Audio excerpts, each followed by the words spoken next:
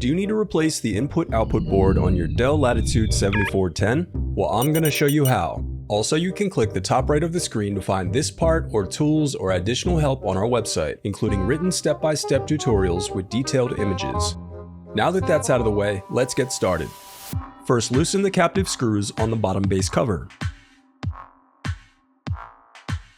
Now use a plastic scribe to separate and remove the bottom base cover.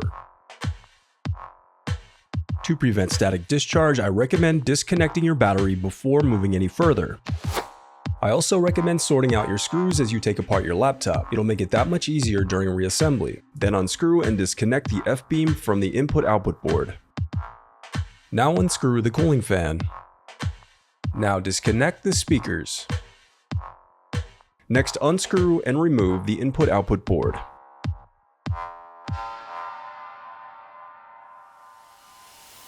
The reassembly of your laptop is as simple as following your steps in reverse.